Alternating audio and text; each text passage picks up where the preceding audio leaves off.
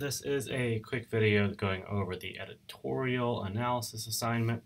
On your Blackboard page, you'll see this link to the call of the assignment. Basically, the idea is you take two editorials or opinion pieces or letters to the editor that have opposing viewpoints on your topic, and you're going to compare and contrast them. The whole goal of this is to be able to pick two articles on this topic and look at the arguments. You choose one side over another, saying one side has a better argument or this side has a better argument.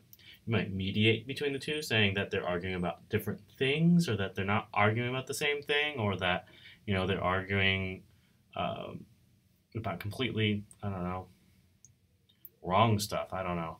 But you might mediate between the two or show how both are in error, say that they're both bad arguments. The idea is that you have to have a supporting conclusion, and it's not about whether you agree with one side or another. It's about what side has the strongest argument based on logic, examples, and how the argument is phrased. It's not what you agree with more. You have to look at what is actually being said. So we've already picked our topics, but you're going to use this to help you get involved in your topic. So we're going to look at newspaper editorials, letters to the editor, collections, things like that. So I'll show you a few things that will be helpful. But before we do all this, I'll show you a couple examples. We have the student example here. If we just look at the thesis, right here, by comparing two essays of differing views on this topic, I aim to prove that nuclear energy isn't the best choice for an alternative energy source. This is very close to what the paper is supposed to be doing.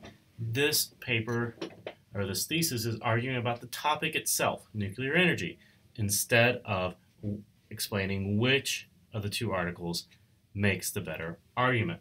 By the time we get to the end of the essay, which is nice and long, which is great, it has a works cited, we see this conclusion. Both essays have interesting and different points. Lovins has a stronger argument and took more research. So that needs to be the actual thesis.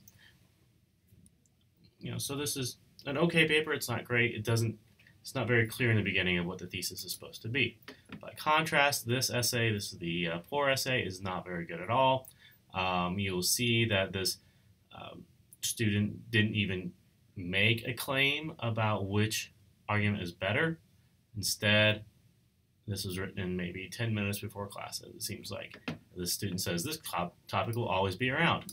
That's not what we're looking at. Don't say that.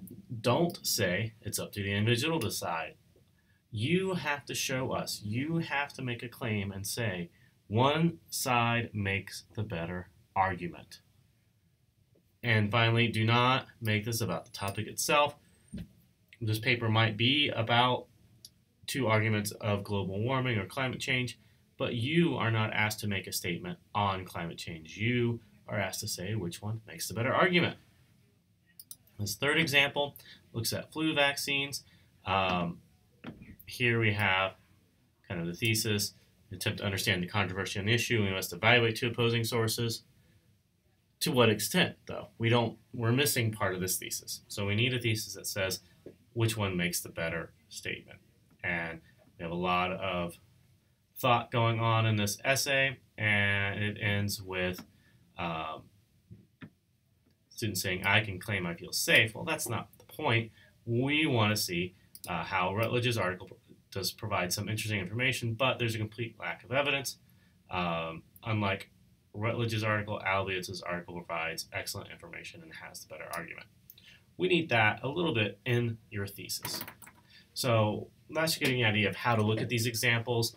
The two better examples have lots of quotations, summaries of the information, and they should really take us through the arguments. They just need a stronger thesis. They have works cited. The bad essay does not. So don't do a bad essay. Finally, we got to figure out how to get some of these sources. There's a couple things you can do. In your databases, you can use the Sears Researcher or Opposing Viewpoints and find some articles that are there, but I just recommend using LexisNexis. Once we get there. Should have had it open first. But LexisNexis looks at all sorts of newspaper articles, magazine articles, and takes a long time to come up for some odd reason. Here it is. So you'll enter in your topic choice. Let's say you are looking at climate change like that one student is. You type in the topic and you spell it correctly, and then you add the words editorial at the end. And what you're going to get once the search results come through are a variety of editorials. It's going to single out only the editorials, the things that appear in the newspapers.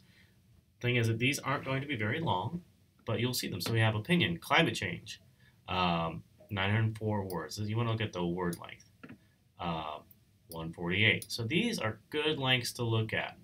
1,000 words. 281 words, not so good. If you look at this, it's going to be very short. You're not going to be able to really look at this. This isn't a very good editorial to review. And somehow it took me back to the wrong one. Anyway, so look through those. That's the best way to do it. If you do something like the Sears Researcher, you select the topic that you're doing, advertising in children. Right, and it has this pro-con up here, and you can read these and it'll be fine. That's an easy way to do it. Opposing viewpoints is okay, except that it gives you more of a summary of the issues. And it's not really talking about a single specific aspect of an issue. So if it's climate change, it's going to give you opposing viewpoints on every single issue within climate change, as opposed to something very particular. But here, let's say you're looking at socialism, right? It's going to give you some things you can look at. It's not going to give you neatly paired viewpoints. So here's a viewpoint. Just a lot of stuff. Jack Mackler gives us the author, and it's broken out into sections. It's not necessarily an editorial, it's just a summary of the idea. Then it gives you periodicals and things like that. So you might be able to get some decent information, but this is just general. I'd rather use LexisNexis or the Sears Researcher. So good luck. Please let me know if you do have questions. Thank you.